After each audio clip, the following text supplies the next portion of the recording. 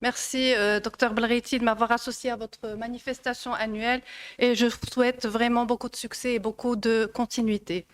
Alors moi, je vais parler de l'apport particulier de l'échocardiographie dans le diagnostic des communications interatriales et dans la prise en charge globale des patients ayant cette malformation cardiaque congénitale. Alors, je commencerai par ce petit rappel anatomique sur le septum interatrial pour vous dire que le septum interatrial a deux composantes. Le septum primum qui forme ce qu'on appelle la valve de la fosse ovale et tout autour, vous avez cette structure musculaire qui est le septum secondum. Donc, on voit bien ça sur cette pièce anatomique. On voit aussi le foramen ovale. C'est cette séparation qui existe ou ce tunnel qui existe entre le septum primum et le septum secondum. Et vous savez que normalement, ce tunnel se forme, du moins fonctionnellement, se ferme après la naissance, mais peut rester perméable. On parle de foramen ovale perméable chez beaucoup d'adultes, chez pratiquement 25% des adultes. Et vous voyez que ce n'est pas vraiment un véritable défect du septum interatrial, ce n'est pas comme dans les CIA, donc je ne vais pas en parler dans cette présentation. Alors, comme vous le savez, il existe plusieurs types anatomiques de communication interatriale qui sont classés en fonction de leur position dans le septum, en fonction de leur rapport par rapport au septum interatrial. Certaines de ces CIA sont de véritables défects dans le septum interatrial et c'est le cas des CIA ostium primum et des CIA ostium secondum. Pour les deux autres, là, le septum interatrial est intact et le défect est situé ailleurs. Donc, il est au niveau du septum veineux pour les CIA sinus venosus et au niveau du sinus coronaire pour les CIA du sinus coronaire que je n'ai pas schématisé ici. Alors pour la CIA ostium secondum, qui est la forme la plus fréquente, c'est 80 à 90% des CIA, elles sont dites centrales parce que ça occupe la fosse ovale, donc elles peuvent être uniques ou multiples et surtout elles sont à distance des structures vasculaires, à distance des veines caves et des veines pulmonaires et aussi des valves auriculo-ventriculaires. Par contre, les CIA ostium primum, elles sont localisées à la partie inférieure du septum interatrial et elles sont au contact des valves auriculo-ventriculaires. Pour les CIA sinus venosus, il y en a deux types. Le type supérieur, c'est de loin le plus fréquent et il est situé au-dessus du septum interatrial. Il est en rapport avec l'absence du septum, l'absence du tissu entre la veine cave supérieure et la veine pulmonaire supérieure droite. Et parfois même, la veine pulmonaire supérieure droite peut se connecter directement au niveau de la veine cave supérieure. Donc, c'est dire que les anomalies des veines pulmonaires sont constantes dans ce type de CIA. Sinon, pour la CIA type sinus venosus type inférieur est beaucoup plus rare. Et là, le défect, il est localisé au niveau de la partie inféro-postérieure, postéro-inférieure de la paroi libre de l'OD. Et là aussi, il peut y avoir des anomalies du retour veineux pulmonaire. Les CIA du sinus coronaire restent vraiment inhabituels et ils sont dus à l'absence de tissu de septum séparant le toit du sinus coronaire de l'oreillette gauche.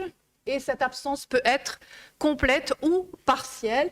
Et donc, le sang de l'OG va être drainé dans le sinus coronaire, puis dans l'OD via l'ostium du sinus coronaire qui va être dilaté parce qu'il y a une augmentation du flux à travers cet ostium. S'y associe souvent à la CIA du sinus coronaire une veine cave supérieure gauche et c'est ce qu'on appelle le syndrome de Raghib. Alors, on va voir comment va-t-on reconnaître ces communications interatriales à l'échocardiographie.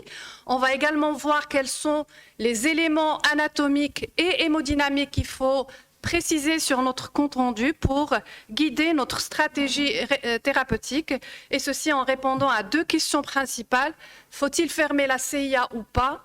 Et si oui, peut-on proposer le malade pour une fermeture percutanée? Il faut savoir que le septum interatrial peut être exploré de façon totale et complète, on va dire générale et complète par l'échocardiographie transthoracique.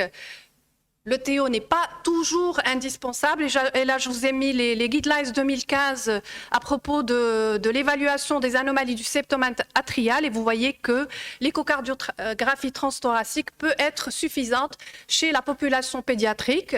On va recourir à l'ETO quand on a une mauvaise qualité de l'image, notamment chez les patients les adultes et les adolescents et aussi lorsqu'on a des fenêtres acoustiques qui sont restreintes chez les patients obèses. Le TO reste bien sûr indispensable lors de la fermeture percutanée. Il faut utiliser le 3D bien sûr lorsqu'on possède le 3D et certaines équipes utilisent ce qu'on appelle l'échocardiographie intracardiaque. Mais là, c'est un autre sujet qui va être abordé par mon ami Dr Zoubidi. La fenêtre sous-costale avec la coupe frontale qu'on voit ici et la coupe sagittale reste la meilleure fenêtre pour explorer le septum interatrial. Pourquoi? Parce que au niveau de cette fenêtre, le septum interatrial est vraiment perpendiculaire au faisceau ultrasonore et donc on est sûr que ce n'est pas un artefact et ça permet surtout de mesurer de façon exacte le diamètre maximal de la CIA. Et donc, quand vous voyez les CIA ostium secundum, c'est des CIA centrales avec des bords tissulaires bien présents. Donc, on voit bien ici le bord avec la valve auriculo-ventriculaire. Sur la coupe sagittale, on voit le bord veine cave supérieure et veine cave inférieure. Donc, ceci dit, bien sûr, il y a des CIA qui peuvent être hautes par extension vers la veine cave supérieure, des CIA plus basses avec des berges vers la veine cave inférieure qui sont de petite taille. Donc, il faut faire attention pour ne pas les confondre avec les CIA sinus venosus. L'apicale 4 cavités n'est sûrement pas la coupe idéale pour faire le diagnostic et pour mesurer la taille de la CIA parce que la taille risque d'être surestimée. Dans cette coupe, le faisceau ultrasonore est parallèle au septum interatrial, donc on peut avoir des fausses images de CIA. Donc il faut faire attention, il faut confirmer le shunt par le Doppler couleur ou le Doppler pulsé, comme on voit chez ce patient-là. Par contre, à droite, vous voyez qu'il n'y a pas de passage au Doppler couleur et ce trou qu'on voit là, c'est juste une fausse image de CIA. Parce qu'il faut savoir que la partie médiane du septum interatrial est mince et donc on peut avoir des fausses images de CIA. Le message à retenir aussi, c'est qu'il faut toujours multiplier les coupes et utiliser toutes les fenêtres possibles. La parasternale petit axe est également une fenêtre supplémentaire qui permet de dire s'il y a ou pas CIA, surtout lorsque la fenêtre sous-costale est inexploitable. Et donc là, on voit la CIA qui est située en arrière de l'aorte. Et là, vous avez la berge rétro-aortique qui est pratiquement absente et la berge postérieure qui est bien développée. Alors, qui dit CIA ostium secundum dit possibilité de fermeture percutanée. Je ne vais pas rentrer dans les détails de la faisabilité technique. Comme je vous ai dit, la communication suivante va être consacrée à ce thème. Mais je veux juste insister sur le fait de chercher toujours des anomalies associées, particulièrement les anomalies du retour veineux pulmonaire. C'est vrai que les anomalies du retour veineux pulmonaire sont beaucoup plus fréquentes dans les CIA ostium primum, mais l'association CIA ostium secundum, anomalie du retour veineux pulmonaire est possible. Et surtout, il faut rechercher s'il n'y a pas un autre défect, CIA ostium primum ou CIA sinus venosus ou CIA du sinus coronaire qui nécessiterait la fermeture par voie chirurgicale. Dans ce cas, bien sûr, le patient va être orienté plutôt vers la chirurgie et la CIA ostium secundum va être réparée chirurgicalement en même temps que les autres lésions associées. Alors la CIA ostium primum est facilement mise en évidence en apicale 4 cavités et en sous-costale frontale. Donc elle est située au plan des valves auriculo-ventriculaires. Et comme vous le savez, la CIA ostium primum, c'est un type de CAV, c'est le CAV partiel. Donc vous aurez l'insertion des valves auriculo-ventriculaires au même niveau.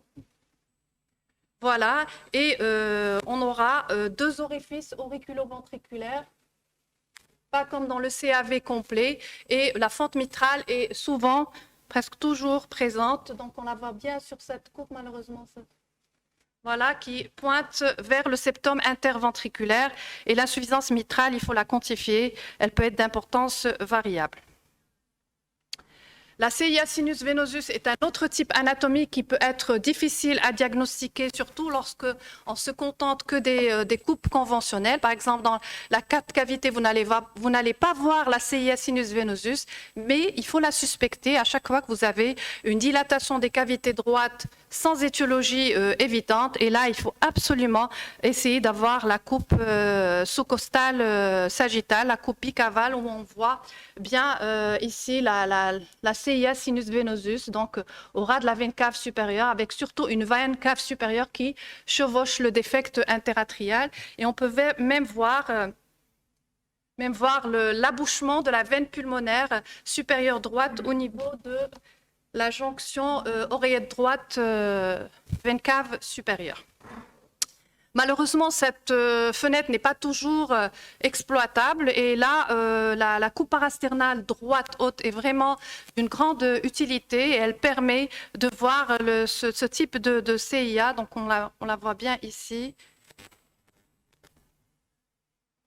Doppler, ça.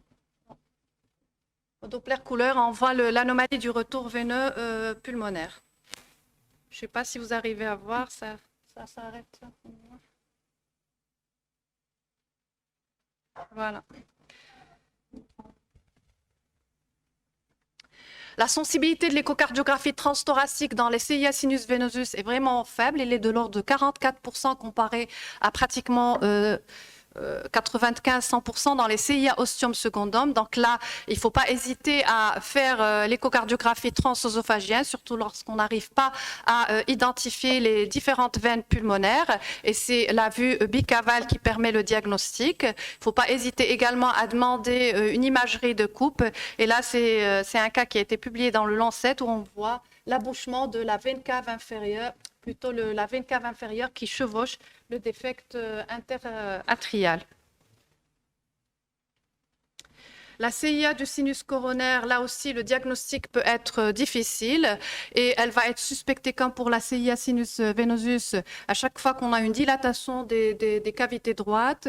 On va la suspecter également quand on a une dilatation du sinus coronaire et on peut voir, on voit la CIA sinus coronaire sur la coupe apicale 4 cavités. C'est une CIA qui est proche des valves auriculo-ventriculaires, donc on risque de la confondre avec la CIA ostium primum, donc il faut faire attention.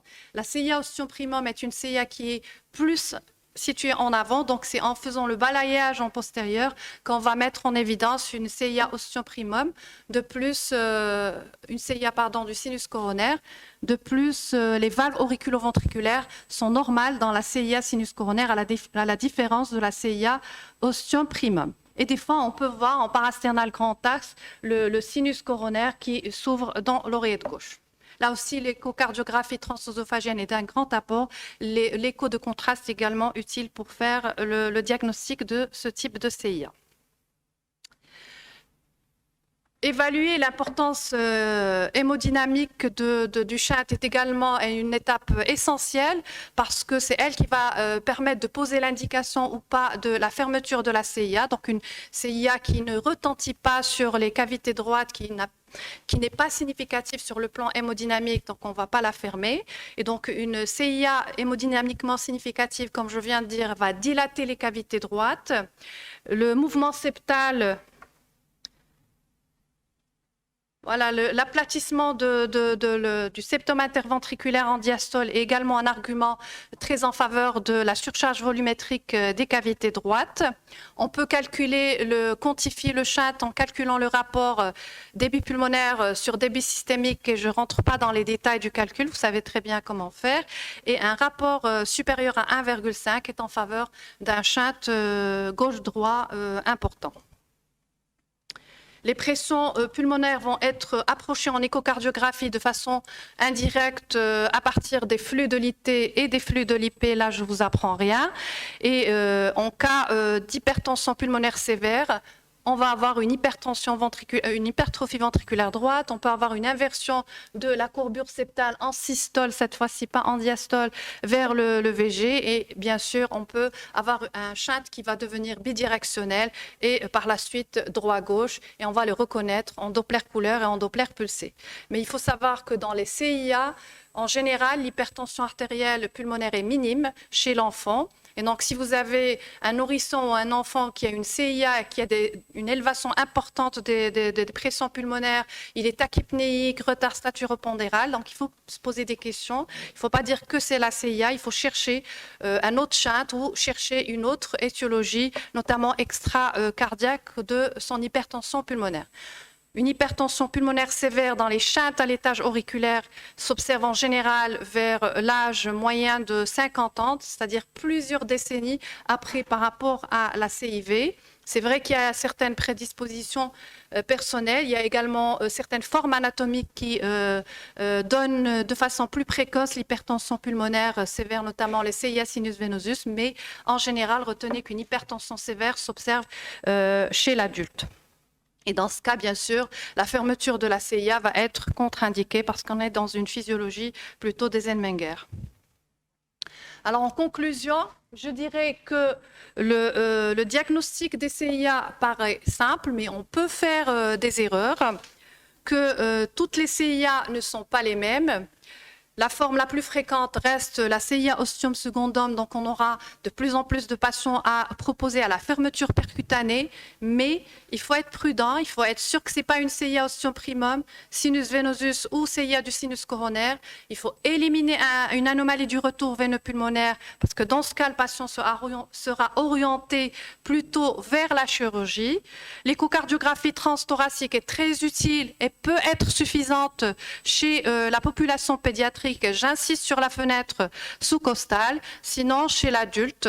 Et c'est une situation qui n'est pas rare parce que je vous rappelle que la CIA ostium secundum, c'est la première cardiopathie congénitale diagnostiquée chez l'adulte. Là, il ne faut pas hésiter à demander une imagerie de coupe, à demander une ETO et à utiliser le 3D lorsque on a le 3D, parce que le 3D, ça vraiment à améliorer notre analyse et à affiner notre analyse des shunts interatriales. Donc voilà, je vous remercie et je reste à votre disposition pour toute question. Merci beaucoup, Dr Zaimi, pour cette présentation pertinente et très claire.